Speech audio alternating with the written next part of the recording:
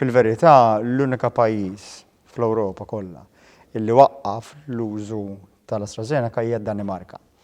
In-Norveġja u l-Iżvizzera issospenduh sakemm jieħdu deċiżjoni, imma l-pajjiżi l-oħra kollha tal-Unjoni Ewropea kollha qegħdin jużawh, kollha.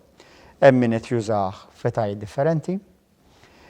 Hemm ħafna pajjiżi oħrajn bħalna illi qegħdin nimxu ma' rekomandazzjoni tal-European Medicines Agency li huwa regolatur Ewropew illi jagħti l-pariri ta' kif għandhom jintużaw il-vaċċin u qed intuh lil kull min għandu bżonnu. Ġifieri aħna bħal maġġoranza kbira tal-pajjiżi Ewropej qegħdin nużaw it-tilqima tal-AstraZeneca skont ir-rekomandazzjoni tal-European Medicines Agency.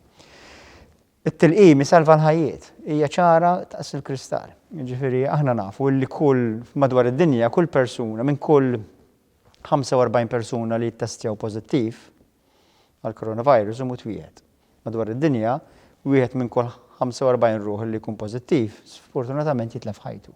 Aħna Malta dik il-figura hija inqas għax għandna ITUs li huma tajbin ħafna, għandna professjonisti huma tajbin, ħadna ħsieb li meta konna fil-bidu tal-pandemija kabbarna r-riżorsi tagħna biex nagħtu il-possibilità ta' fejqan il-kull min jitmissu l-marda ma' xorta. F'Malta wieħed minn kull 75 ruħ illi jkun pożittiv sfortunatament jitlef ħajtu. U għalkemm illum ir-rata ta' mwiet naqset ħafna minħabba t-tilqim.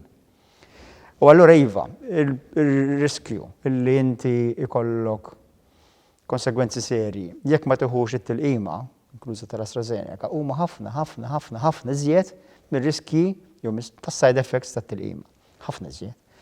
Ma jfissirx li jekk inti tkun dak il-persuna qed tmiss is-side effect lilek ma tmissekx, imma fil-ħajja dejjem hekk inti tieħu tagħżel ir-riski, xejn mhu mingħajr riskju, min ipejjeb pereżempju għandu ħafna ikbar. Riskju ħafna ikbar xi 1000 darba aktar ta' blood clots milli tik l-AstraZeneca. Ġifieri dik hija deċiżjoni li jagħmel kulħadd. Aħna bħala pajjiż id-deċiżjoni li ħadna u li nimxu fuq ir-rakkomandazzjonijiet tal-European Medicines Agency u kuljum ikunu kuntatt magħhom biex ikun hemm xi informazzjoni ġdida u xi rakkomandazzjoni differenti aħna nimxu magħhom u ma dispjaċinix għax ir-rata ta' tilqim ġewwa pajjiżna mhux biss hija għolja u nieħdu biex li hija għolja imma tissalva l-ħajjiet. Ġo pajjiżna ir-rata ta' mwiet mill-COVID naqset b'mod sostanzjali minħabba tilqim.